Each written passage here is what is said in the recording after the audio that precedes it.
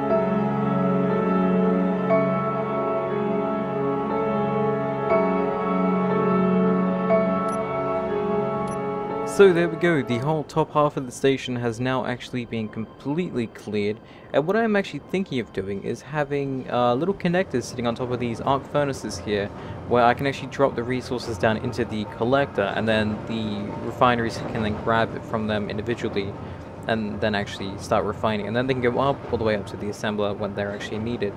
Now it's nice and clean up here, I actually kind of like it, so I'm going to get along to building how the actual assembler type station will actually look. I'm not too sure how to actually design this. I've got a few ideas in my mind. I'm just probably going to go with the most compact, but the most amount of assemblers I can actually possibly do right now. So again, I will see you guys in a second.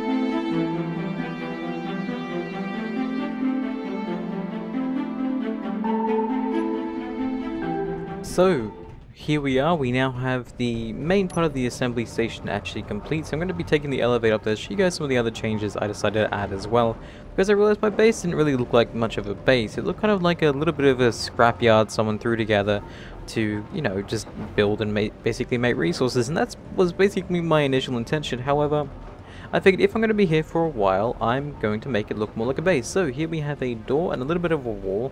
I haven't yet finished this because I'm not too sure if I want to go any higher with this base, maybe even have a second story. But let's go inside the front door here, shall we? So here we have the assembly units. Now I have them stacked like this. This is something I did a very long time ago when I initially first started playing Survival. I actually had them stacked like very much like this. So the top ones were a little bit further back and they were all connected via these conveyor systems. So all the assemblers here had equal access to all the resources.